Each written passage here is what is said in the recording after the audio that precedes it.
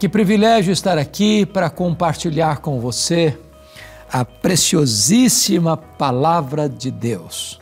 E hoje quero tratar de um assunto muito importante para todos nós. Não tenha medo, Deus está no trono. E vou basear esta mensagem em Apocalipse, capítulo 4. Vamos ler até o versículo de número 5. Vamos à leitura deste texto. Depois destas coisas, olhei e eis não somente uma porta aberta no céu, como também a primeira voz que ouvi, como de trombeta ao falar comigo, dizendo: Sobe para aqui e te mostrarei o que deve acontecer depois destas coisas. Imediatamente eu me achei em espírito e eis armado no céu um trono, e no trono alguém sentado. E esse que se acha sentado é semelhante, no aspecto, à pedra de jaspe e de sardônio. E ao redor do trono há um arco-íris semelhante, no aspecto, à esmeralda. Ao redor do trono há também 24 tronos, e assentado neles 24 anciãos vestidos de branco, em cujas cabeças estão coroas de ouro. Do trono saem relâmpagos, vozes e trovões, e diante do trono ardem 7 tochas de fogo, que são os 7 Espíritos de Deus. Os dias eram extremamente sombrios. Desde o ano 64 da era cristã, quando Roma foi incendiada, os cristãos começaram a ser perseguidos de forma crudelíssima. Foram crucificados, queimados vivos, jogados às feras. Agora governa o Império Romano Domiciano, que reina de 81 a 96. Ele foi chamado de Segundo Nero ou Nero Redivivo pela maneira tão truculenta como ele perseguiu a igreja. A essas alturas, todos os apóstolos de Jesus já estavam mortos pelo viés do martírio. Apenas João ainda sobrevivia. Foi quando João foi enviado para uma colônia penal, uma ilha vulcânica do mar Egeu, a ilha de Patmos. João era o último sobrevivente do grupo apostólico. A igreja estava sendo massacrada. Certamente a intenção de Domiciano era calar a voz do último apóstolo de Jesus e fechar-lhe todas as portas da terra. Porém, Deus entra na história, muda o placar do jogo, vira a mesa da história e se revela a João na ilha de Patmos.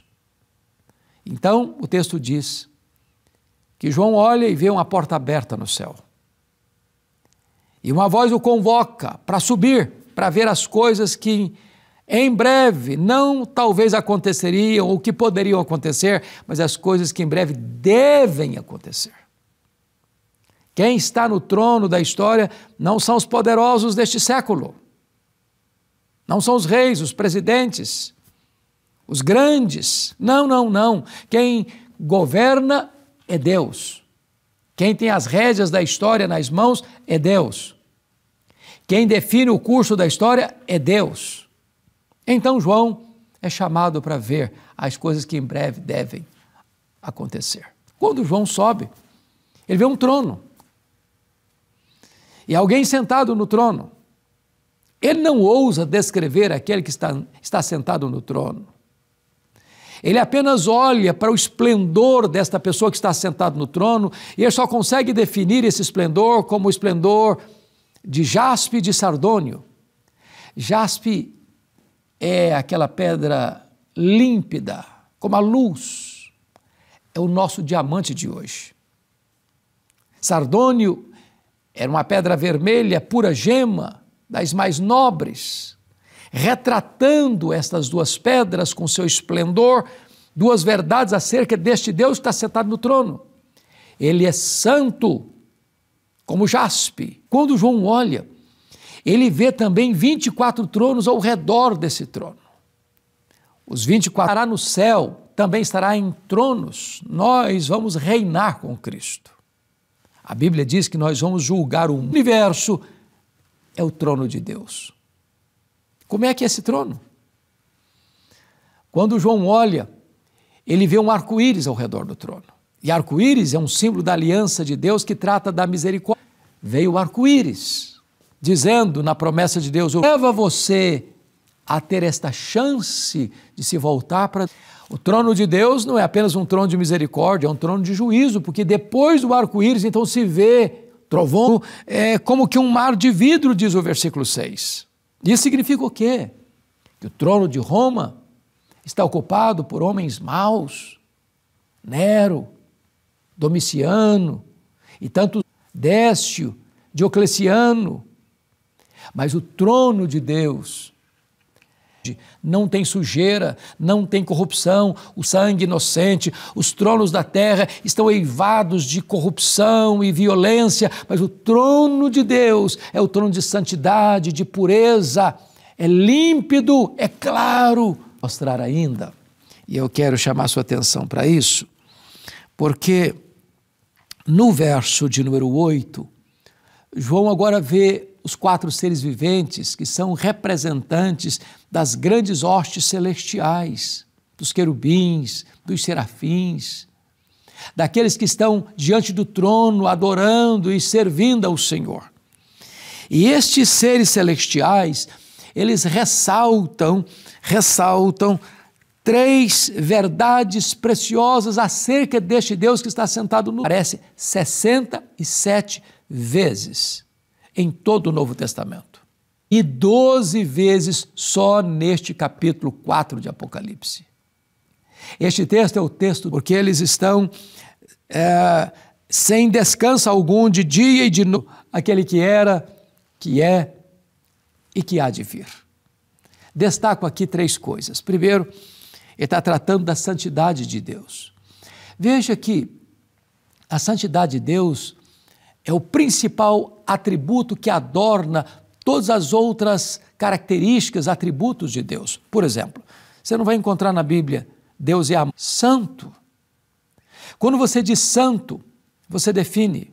Quando você diz santo, santo, só Deus é santo, santo, santo.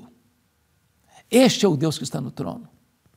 Mas em segundo lugar, este Deus que o Senhor vai se assentar no trono, vai julgar as nações e vai colocar todos os seus inimigos debaixo dos seus pés e vai lançar no lago do fogo o anticristo, o falso profeta, o diabo, a morte e todos aqueles cujos nomes não estão escritos no livro da vida. Este Deus não é só santo, este Deus é onipotente.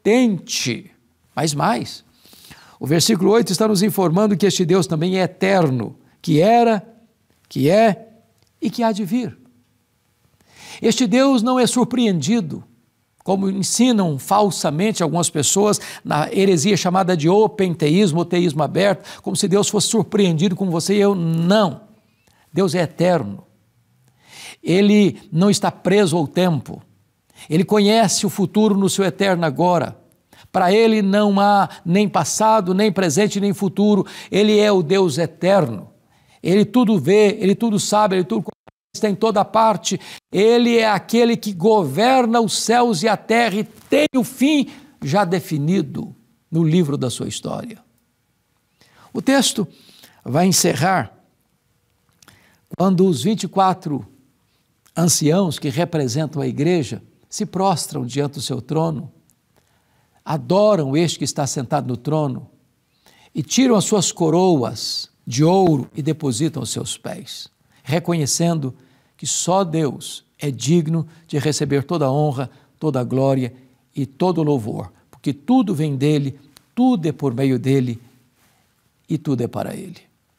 O texto fecha esta descrição com a igreja adorando, dizendo: Tu és digno, Senhor, e Deus nosso, de receber a glória, a honra e o poder, porque todas as coisas tu criaste, sim, por causa da tua vontade, vieram existir e foram criadas. Este é o Deus Criador, trouxe à existência todo o universo, sustenta todas as coisas criadas pela palavra do seu poder. E significa uma coisa: você não precisa temer o futuro. Quem está no controle da história não são os homens, nem do Brasil, nem dos Estados Unidos, nem da Rússia, nem da China, nem de qualquer país da Europa. Quem está no controle da história é o Deus Todo-Poderoso. A nossa vida está nas mãos desse Deus. Você não precisa temer o amanhã, você não precisa temer o futuro está nas mãos do Deus Todo-Poderoso, o Deus da nossa vida, o Deus da nossa salvação. Eu vou orar com você.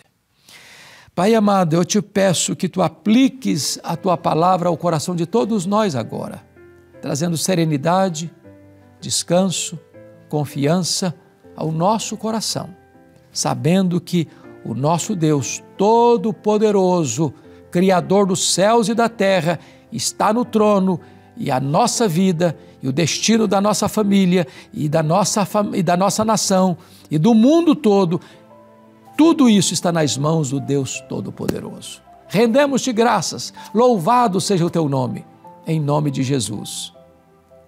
Amém.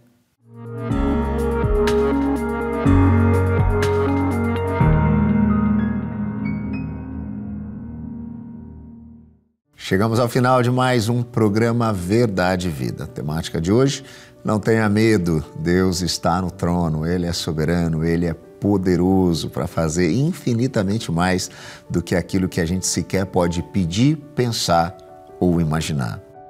Queria aproveitar para agradecer a todos que têm apoiado o nosso programa, o Verdade e Vida, enquanto parceiros em missão, e têm tornado possível estarmos aqui todas as semanas para falarmos a respeito das verdades do Evangelho que apontam para esse Deus poderoso. Se você quer conhecer um pouquinho mais sobre o nosso programa, sobre a nossa igreja, entre em contato conosco. É só você encaminhar para a gente uma mensagem pelo WhatsApp mesmo. Está aparecendo o telefone aí na tela. O código de área é o 11 947 18 94 50. Fala que você quer conhecer um pouco mais sobre o nosso programa, sobre a nossa igreja. A gente vai mandar um presente para você aí na sua casa. Esse devocionário são mensagens para cada dia do seu ano, gotas de esperança para a alma, todas elas escritas pelo reverendo Hernandes Dias Lopes. Tenho certeza vai ser elucidador, vai te ajudar em meio às demandas e os desafios do dia a dia. O programa Verdade e Vida vai chegando ao seu final, nós vamos ficando por aqui, mas semana que vem estaremos de volta, nesse mesmo horário e neste mesmo canal. Até lá, Deus te abençoe.